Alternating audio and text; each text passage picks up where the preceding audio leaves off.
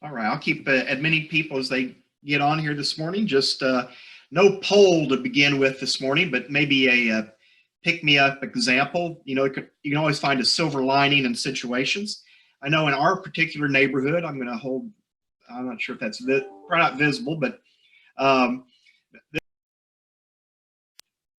this is something I would consider a silver lining in our neighborhood during the shelter at home. Some individuals have really taken upon themselves to organize themes for our neighborhood during the week. We don't have a neighborhood association, so they're just doing this on their own, passing out flyers, and people are last week our theme was art walk, and so people were encouraged to develop some sort of art display, something in the front yard. Several did that. This week the theme is hearts, because we love our neighbors. People are hanging up hearts in their trees and doing things so you can see them when you're on your walk on the sidewalks. But it's been a great way to build connections in the community, the neighborhood, and get people connected. People are at home and walking more and out, and I've seen a lot more openness to those sort of neighborhood conversations. So just food for thought, even when we're sheltering at home or situation that may be bad for some, there are often silver linings in all of it. Well, glad to have you here today and be starting on our topic for discernment. Our instructor today is actually Misty Ritter. Misty is the County Engagement Specialist in Jefferson County. She's headquartered up in Hillsborough, Missouri, and she's also a Community Development Specialist serving Jefferson and St. Charles counties. And I think, if my memory serves me right, Misty also at one time served on her county's Extension Council. Now she works for Extension. So not everybody who works for a council ends up being employed by Extension, but it is a good time to remind people that that is a way to volunteer and serve in your community. Every county has an Extension Council, and those council members are elected, and we're always looking for new participants. So you might contact your county Extension office if interested to find out how you can serve locally. Well, Misty, we will hand over the reins to you on this topic of discernment. Thank you for joining us today, all the way from Hillsborough, Missouri, or close in the Jefferson County area.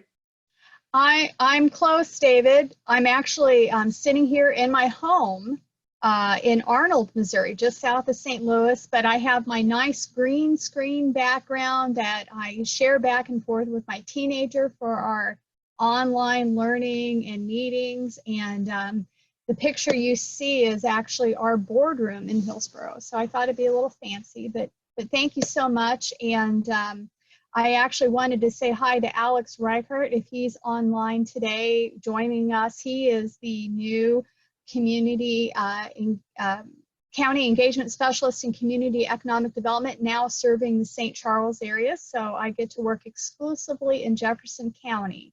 So I am really glad to be here today talking about one of the 21 qualities, indispensable qualities that Maxwell is sharing with us through his book. And today I'm going to be talking about discernment. And Maxwell did a really nice job starting off our conversation related to somebody we probably have all heard of and know a little bit about, and that's Madame Marie Curie. She has this real strong presence of being involved in the history of the study of radiation and its applied uses. But I thought Maxwell made a really interesting introduction to her, talking about all those discerning decisions that Marie Curie made throughout her life, whether it was related to her opportunities in education, identifying the best options for her to continue that by finding a way to serve as a governess and a tutor to a family so that she herself could continue to study while she helped others do so. She made a choice to relocate to France, which accommodated women studying in the fields of science. It allowed her to pursue her degree in higher education. Her choice in involving studying mathematics as a foundation study for her work the facility she used, even arguably her choice in a husband was probably a discerning choice that she made, which helped her continue to pursue her interests. These were all really thoughtful decisions that she had made along the way. Of course, today, you know, we utilize her radioisotopes that she helped really influence in modern medicine. But at the time, I think one of her big contributions was she looked at what was going around her, and that happened to be a war. She saw people who were suffering on the battlefield, and she was able to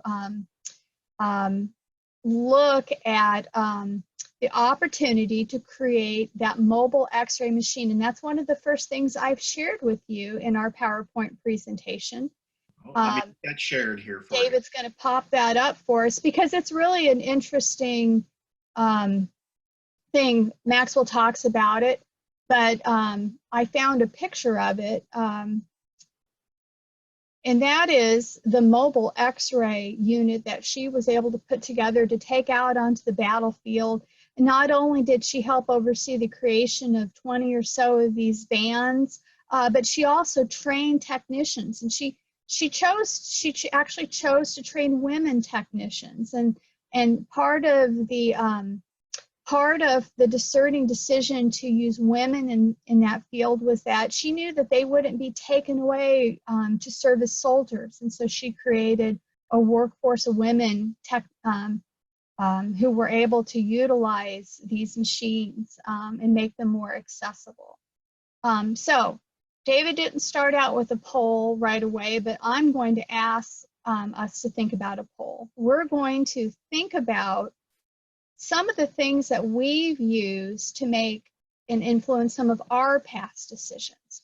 So David, if you want to throw up that poll, some of the things to think about is, did you, in the past when you've made leadership decisions, did you rely on your instinct?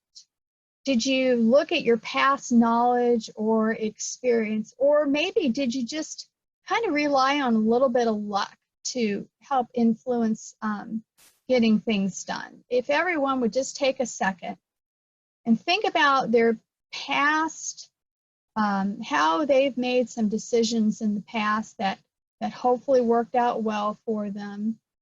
Let's just kind of get a little.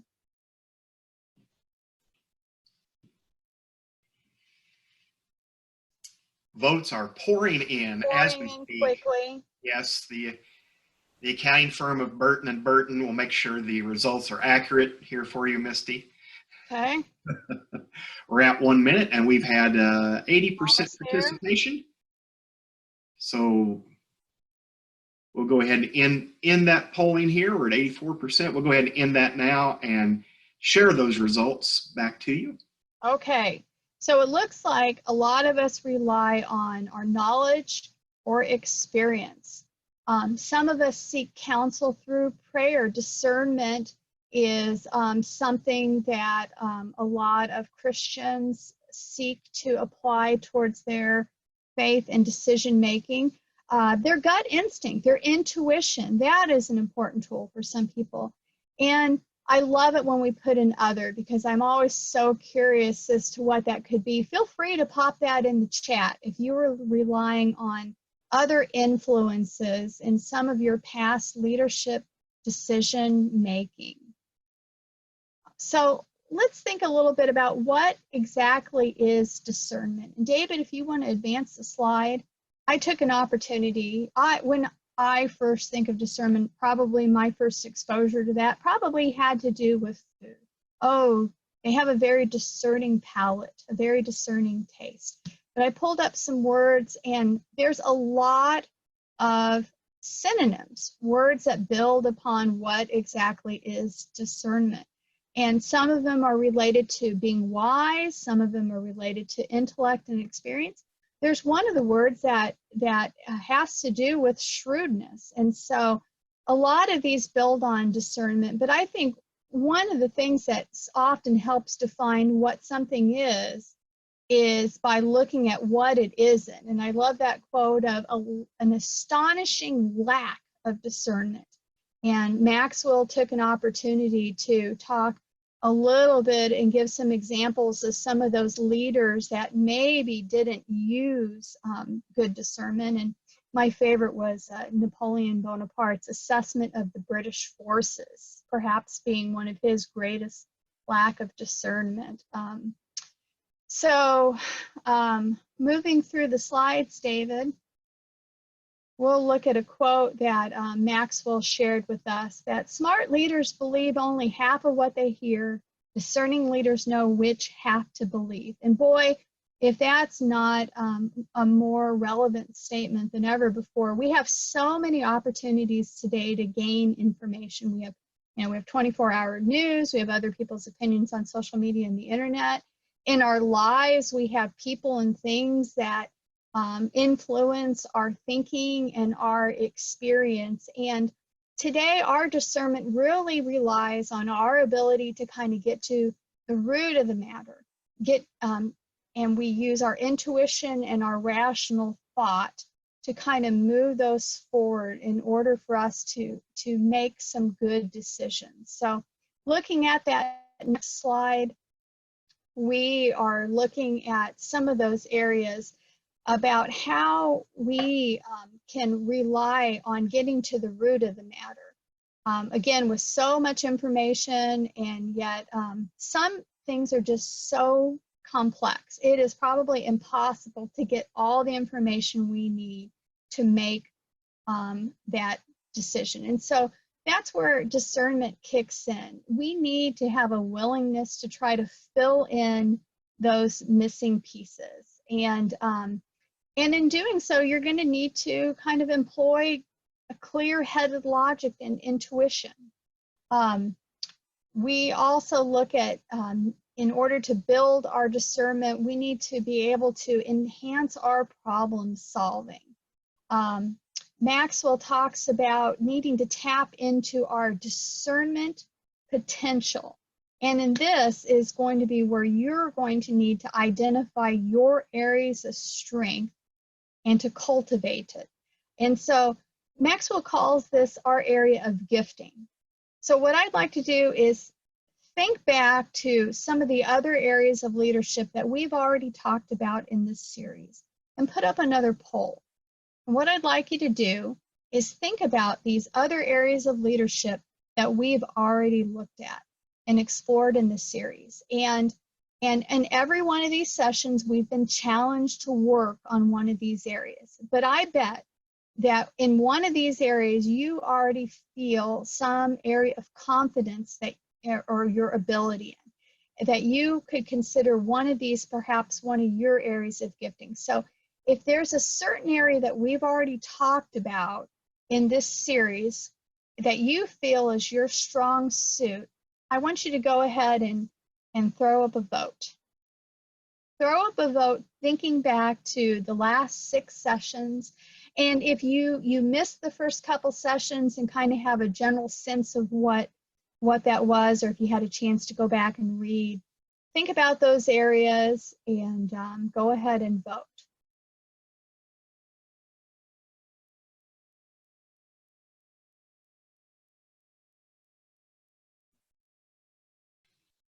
Almost there.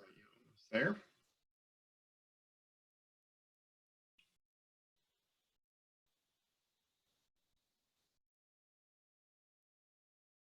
Just a few more. A little over a minute. We've had 90% participation, so we'll go ahead and end that here and share those results. Interesting. Thank you, David. So there's not one particular area that is supposed to be a winner here. This is for you. This is giving you an opportunity to think back to some of those areas of leadership that we've already talked about. And if our learning about leadership ended today, you have identified an area that you feel that you have some sort of strength in problem solving, your area of gifting. And so Maxwell encourages us to kind of rely on this area to help us discern and to problem solve. And of course, we can develop out these other areas, and you can continue to refine your area of gifting.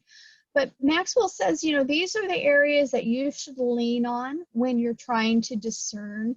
it'll help you be more effective. And so we'll move back now to that slide. Number 3, evaluating your options for maximum effectiveness. So we can go ahead and close out that poll and get back to the slide. So this is maximum effectiveness. This is that area where your gut and your head and your ability to identify the best course of action kind of come together. So if you think about needing to figure out that best course of decision for yourself, maybe it's for your family, maybe it's for an organization you serve or your community in general. You want to be able to evaluate those different options so that you can have that maximum effective area of discernment. So let me take a second and think about that. So I mentioned 4 different areas where you might be a leader. And so any of these areas that we've been talking about, these qualities of leadership can apply, again, to your family, an organization, or a community. And so I challenge you to kind of think about all these different areas where you might have an influence as a leader, or you may find that it is lacking some leadership in those areas. So these are things that you should consider seeking out and finding a place where you can serve. So number 4, Maxwell says for you to multiply your opportunities. And that kind of gets back to that first poll. And that's why I included in the poll that area of luck, because leaders seldom people who lack discernment are seldom in the right place at the right time.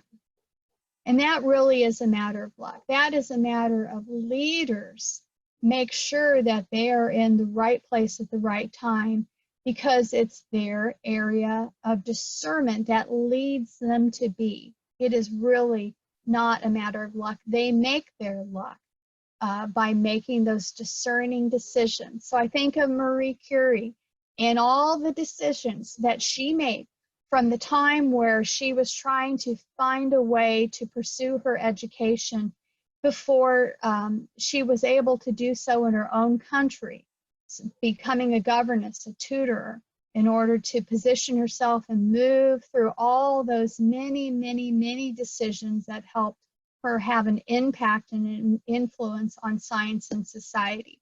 So leaders create their own luck with a willingness to use their experience and to follow their instincts. So David, we'll move on to the next slide. I found a couple interesting quotes about discernment, and these are ones that really resonate with me. So we all know who Warren Buffett is, and one of those many words, many synonyms that talk about discernment, and I commented about how one of them even has to do with shrewdness. I really think about Warren Buffett's comment about the difference between successful people and really successful people is that really successful people say no to almost everything. That is really, to me, a shrewdness in decision making. And I want to contrast that with a quote from Sharon Salzberg. Sharon is an author who's written a lot about meditation and mindfulness. And she talks about how love and compassion don't at all have to make us weak or lead us into losing our discernment and our vision. We just have to learn to find things and see the truth and what they bring us. And so when I move through some of the projects and some of the opportunities that I have in my community and in my work and within my family, I try to balance those two concepts. I try to make sure that I personally include love and compassion, and I think about the empathy, thinking about other people's situations, and I try to balance those when I am making discerning decisions with the effectiveness that somebody like Warren Buffett has and uses in making his decisions and his discerning qualities. And I think I personally want to be a leader who balances those. So looking at the time, we're going to start wrapping up. And so as we move through our 21 qualities of leadership, as Stephen Covey Jr. would always say, to sharpen your saw in a certain area, I want to look at those analyzing those past successes.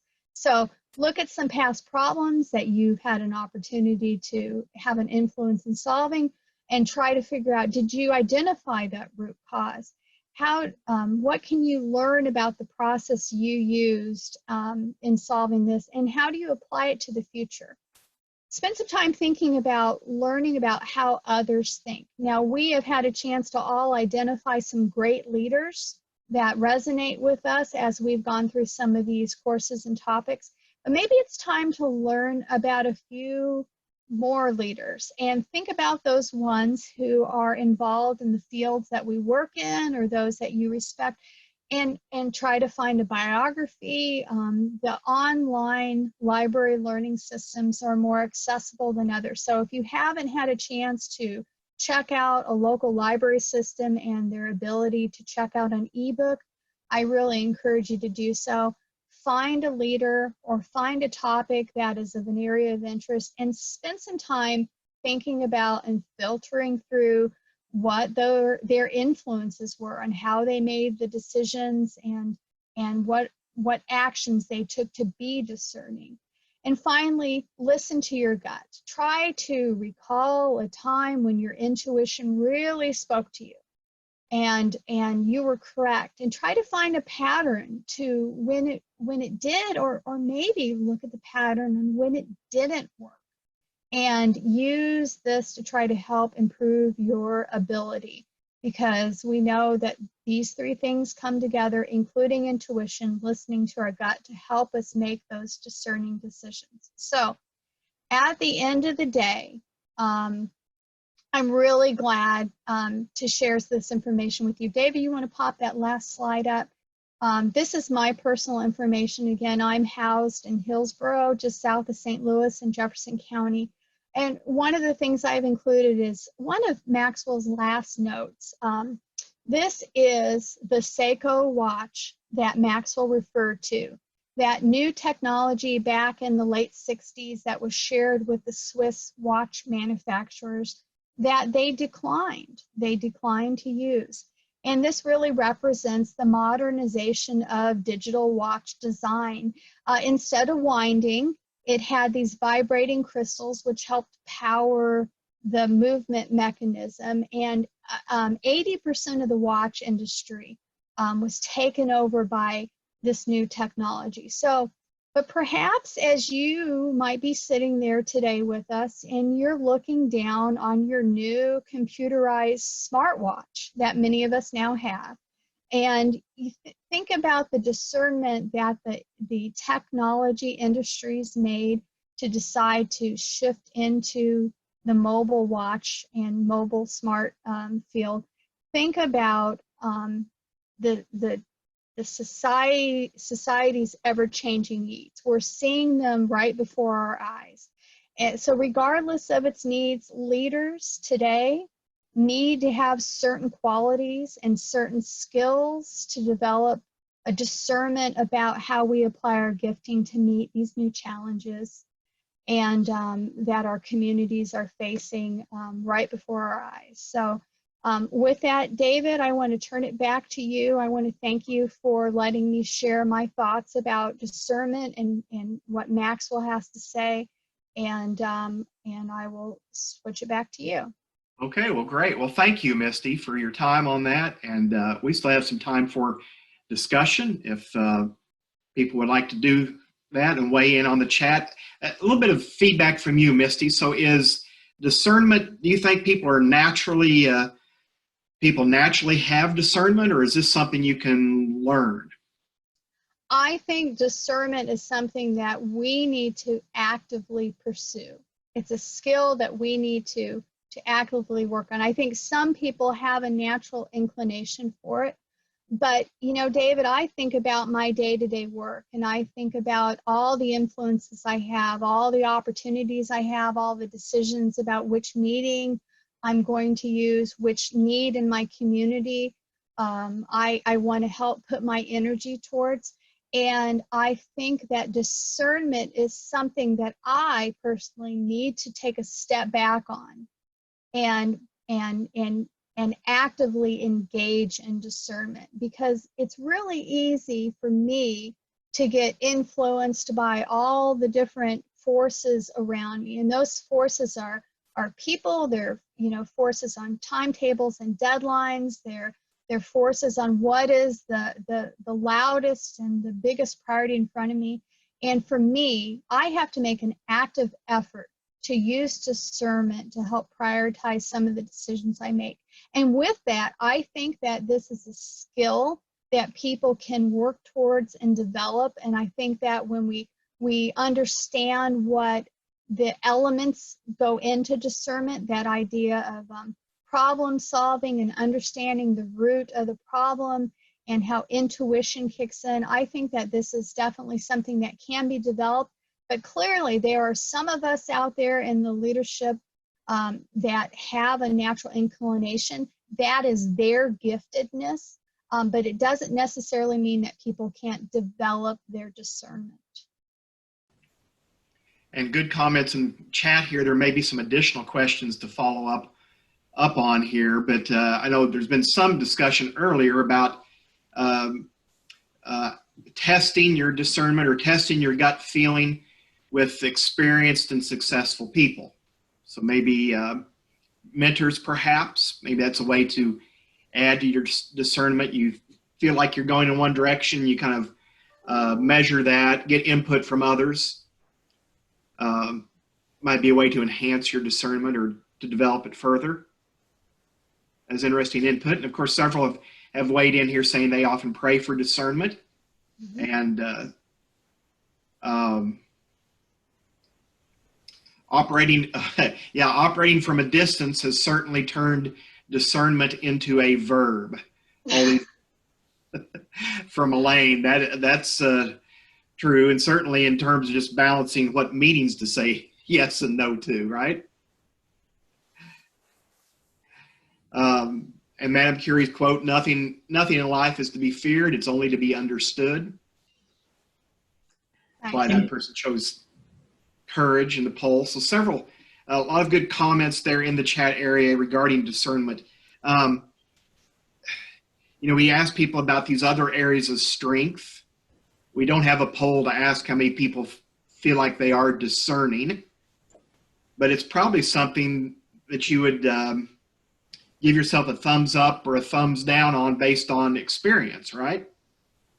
We have situations where we felt we were discerning, or that proved to be the case.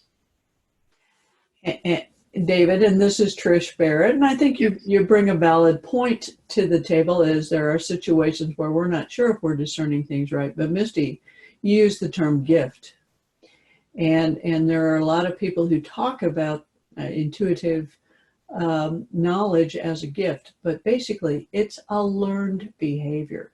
You have to listen to yourself and you have to trust yourself. And if you're not comfortable with something, as you say, peel away the onion, try to figure out what it is, what's the root cause of what's going on here, and how can I address it properly. That's what a discerning leader, in my opinion on this, really does. So that's all I'm going to say about that. Thank you. I loved one of Maxwell's formulas here, where he says information without discernment is missed opportunity. Discernment without information is missed decisions. So you can veer off either direction here too much and miss the point. And discernment is a big part of that, discerning what information to take in and what value you give it, discernment on who you interact with maybe and get input from. Discernment comes up all along the track here, all along the steps. All right, well, we are, others may have some questions and points they'd like to make, and you're welcome to stay on here for a few minutes to do that, but we have reached 12, and our commitment is to keep these to 30 minutes for you. We were glad to have almost 80 participants today. Glad you took the time to weigh in with us and to listen and to think more deeply on these topics. Discernment today, and Wednesday, I think is, I've drawn a blank. I think Jackie Spainhour is teaching. It's on focus, David. Oh, yes. Yes, I will be back on Wednesday. Very good. Well, we're looking forward to that. Obviously, it's an area I need to work on.